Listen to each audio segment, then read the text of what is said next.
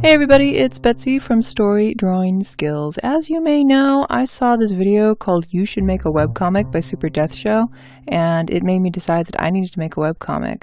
So I decided to make 100 panels of webcomic from scratch in 6 months from July to December 2017. Yeah, I failed. So now I'm persevering and I'm just altering my goal a little bit to finish a webcomic. Maybe not in 6 months, but how about while I'm working 2 jobs and by the end of the year? This episode, comic making vlog number 22, is entitled Hello Webcomic, my old friend. It's been a while since I last worked on this webcomic just because, you know, life getting in the way and all that. So this episode is probably going to be a lot about how to get back in the groove once you've taken a long break. So just briefly there in the beginning, you saw me looking at the script, and that's kind of my question number one is like, where are you in the story? And so I found that I had ended off with Sokoro looking behind her and having, you know, the darkness and the doom kind of overshadowing her there. And this next part, I'm flashing back to 2 weeks earlier in the story, and this is where we get to have exposition. Yay! So exposition, for those of you who haven't taken creative writing classes yet, is basically a big fancy word that means we are going to stop the current story and we're going to explain things to the audience. And you'll see this in anime and manga quite a lot, especially those that are in like supernatural genre or like, you know, super ninja powers or whatever. They just want the audience to know how this stuff works, what are the rules, what are the limitations, and then the audience can follow along a little bit easier. And oftentimes, you know, one of the characters will actually hand draw like, you know, little explanatory notes and like that. My take on it is that I'm going to have the readers go back to when our characters are actually in orientation. So these are what the characters are being introduced to, or this is how it's going to be explained to the characters and also to the audience. So earlier there you saw Sokoro's hands just holding a scroll. And so in this scroll is going to be all these very simple little explanatory notes. And this is me just kind of thumbnailing and sketching and putting them in where I think they're going to go, as well as just sort of blocking in spaces for the words, because I know there's going to be a lot of text. Like that rectangle right there with 2 squiggles, that is going to be text. And then look, we're going to have a tear little drawing right here, and it's going to show some of the creatures that can happen or can appear during a tear. So moving on to the next page is I think where I'm explaining that you need a team of 3 of the 3 different magics to all be working on the same tear at once so that they can put an equal amount of magic into each of it. And then this was back to like in the classroom, and I think I changed this later on. I'm not entirely sure anymore. It's been a while. But this is where we're going kind of back to, okay, we're finished reading the scroll and now this is actually happening. Even though it's still a flashback, this is still 2 weeks earlier. But here's like the orientation hall or studio or whatever, lecture hall, I don't know, you know, the place you go to when you have to hear somebody talk on a podium, and there's lots of seats and lots of people here. And saving that, because you got to save your work often, guys. Save it often, save backups, save a backup for the backup, because you never know when your external hard drive is going to crash or your USB drive is going to crash. Save it online, save it everywhere.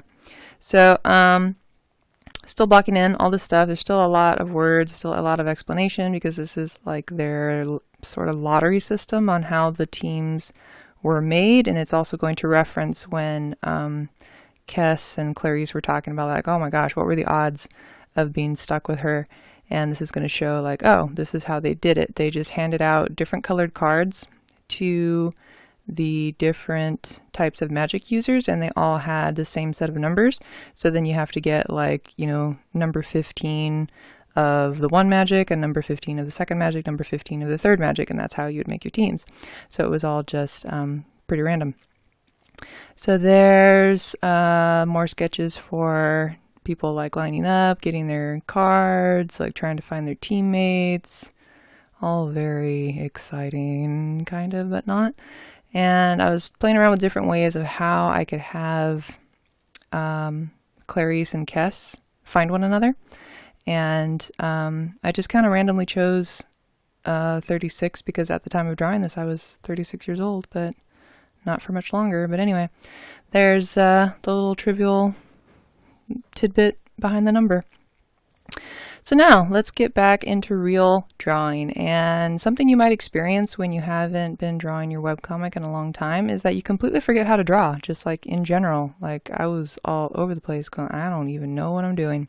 And that's okay. The thing is, you can't stop just because it doesn't look great in the first 5 minutes. I've experienced this a lot with my art class students as well. Like if it doesn't look good in the first 2 minutes, they're ready to start over and try to make something look better than the stuff they were making. And it's like, guys, you haven't even given this 2 minutes of effort. Like you can't even really make a good piece of toast in 2 minutes. Do you think you're going to make a really good drawing in 2 minutes? No. The whole point is that you have to keep adjusting your lines that you put down previously until you get the lines that you want to keep. So if you have no previous lines, if you have no previous drawing or sketch or whatever, you're not going to make it better by starting over, because then you're just drawing your first mistake lines, let's call them. And let's call them maybe lines. I heard this in a drawing class at Disneyland's California Adventure Side. Or now is it Pixar Land? I don't know what they call it anymore. But they have little drawing lessons, and every once in a while I just drop in when I'm on vacation down there, because I like to see how they are teaching people who never drew in their lives before, and then therefore I can teach my peoples back home. And one of the things he was saying is that you need your maybe lines. Like if you don't have any maybe lines, you can't really just go for your yes lines, at least not in the animation style of drawing. I mean, I'm sure like Kim Jong-gi does all yes lines all the time because he draws in pen. But for those of us drawing in pencil or digitally, we need to sketch. We need to sketch a lot, and we need to make a lot of bad sketches so that we'll have a reference to make them better. So here's where I get into explaining the different types of magic, even tell you how to pronounce it. Look at that. And making little diagrams of the 3 kinds and trying to keep it as simple as possible and still clear. So I'm still not entirely sure what Equita does, like what are the limitations of it. So I just did the simple shapes. I think in my mind that when you're starting out with Equita magic, which is what Socorro is, you can do the simplest shapes first, like sphere, cone, cylinder, cube, and then the more complex the creation, like the more studious, I guess, or the more effort like you have to put into it, one of those things. I don't know all the rules of it yet, but I have a feeling it kind of works like that, in the same way that if you're making a 3D model with like polygons, you can do a low polygonal model first, and then you get up to your higher poly counts later when you get better at it. So in Fire Alpaca, back in Fire Alpaca, because I do all my lettering in Photoshop, and since this was a very text heavy page with all the explanations, I went ahead and I put in my actual text first, and then went back to Fire Alpaca to finish up the art, and then also lay in the flat colors as I'm doing right now. Also forgot, like, how do I even do that? Like, I was so surprised how you need to allow yourself some time just to remember how you were doing things. If you haven't touched one of your webcomics in a long time, then you might just have forgotten, like, not only what colors did you use, but like what brushes did you use? Did you use the paint bucket to fill it? Like, sometimes you go all the way back into thinking, like, how did this even happen? I knew I wanted like a parchment texture on here so that you knew that we were in scroll land right now and, you know, reading stuff off the scroll. So I went straight into my effects in Photoshop for the little designs, and, you know, wanted to make this like glow. So I did a glowy effect in Photoshop because I don't know how to do it in Fire Alpaca, if there is such a way to do it. And again, save your work, save it a lot. So just adjusting things, trying to figure out how does this most clearly convey what I'm trying to make it convey to the audience. and then thought this is where my title should be. And I thought it was so funny that back in the early vlogs and all the early concepts of when I would do the title page, I wanted to have them like blasting through the sky and have the title page there, and it has completely changed from that first idea and is now something completely different. So the lesson there, it's not gonna be exactly like you thought it was. Back on day one, I thought this was a totally different comic than what it is right now. So you kind of gotta just let the process guide you where it's going to guide you. I don't think I know anyone who has created anything and they are said at the end of it just like, yeah, this is exactly how it started out and this is exactly how I finished it. No, everybody goes through different stages, through story changes, through character changes, through format changes. Like, changes are going to happen. So don't get too in love with anything in your project or your comic, because there will probably be times that you have to just choose if you're going to hold on to this thing that you just personally like but ruins everything else, or if you're going to go ahead and change and let the story do what's best for the story. So again, I'm back in Photoshop so I can type out all the words of the universe, because this is where we gotta tell people what's going on. How do these shields work? How do these little rock spiders come into being? And yeah, so that's what I'm doing right there. Trying to break it up so that it doesn't actually read like a textbook. I think the worst thing to do with any comic, which is a wonderful balance of letters and images, is to all of a sudden throw in all of this text.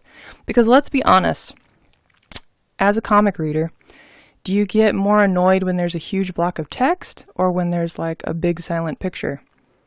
Probably when there's a whole bunch of text, because it takes a whole lot longer to actually read through that text than to experience a large image. So my suggestion here, or what I was trying to do even in my own comic here, was to break it up a lot so that it was only, 2 or 3 sentences at most, and then it was a new picture, it was a new image, it was a new section of the explanation, so that my readers wouldn't get super bored. So here I am still doing it, and you may have noticed that now all of the text is flushed over to the left, which some people do and some people don't. I wanted to do that so that you knew it was part of the scroll text and not actually someone talking, but in some of the diagrams I centered it again, and I don't know if that's awkward or not, but that's probably a detail no one cares about because everybody's just waiting to see what happens. And I think that's something else to remember, that as we creators are struggling over decisions over whether the symbol should be the head of a fox like this, or should it be 4 dots or whatever, like these tiny little things that are important to us as creators, but really people reading it, they don't care. Like, just make a symbol, it's fine. It's fine. The most important thing is that people want to know what happens next. So if you're caught up on trying to decide if your character is going to have 1 ponytail or 2 ponytails, or if this monster should have green eyes or red eyes, like, oh my gosh, just like stop a minute and try to remember, people just want to know what happens next. What happens next? So all these little things that we're getting stuck on, not even worth it. So making some weird little creatures there. I thought some were a little grotesque. I might change them again. And here's like a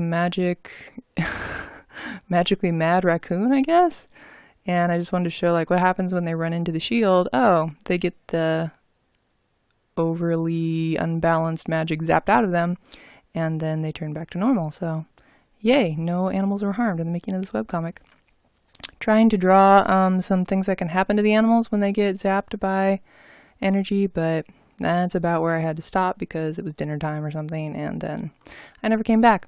But anyway, wanted to upload and let you guys know that I have not given up, and hopefully that you won't give up either, and maybe you'll dust off one of those old projects of yours and just kind of find out, like, maybe what was the last thing you showed to the public if you had posted some of it online before you went on hiatus. what did you last complete, and where are your files or where are your pages? Like, I was quite surprised how much time it took me just to figure out, like, wait, where did I put all those files with the model sheets, and where did I put those files that I needed reference for the backgrounds, and like just trying to find my files was a whole thing, especially when I have so many backups too that were out of date. So keep your backups up to date as you make all your backups. And also just kind of check in, where are you in the story, where are your characters emotionally, and where are you in, just like the plot of actions, and maybe just kind of find out what do you need to do next. Like, don't even try to make yourself work on your project again, but just find out, just gather information. What do you need to do next? And what is the very smallest thing you could do to move you forward if you find yourself stuck on that comic or project or whatever? Because once you have a nice little action step, you can do that and then do the next one and the next one, and pretty soon you can see that, wow, you're really not that far away from posting that next page or from writing that next chapter or whatever it is. So don't give up, don't lose hope, keep at it. I am, and I'll be back soon with an update on where I am with drawing the Trium report.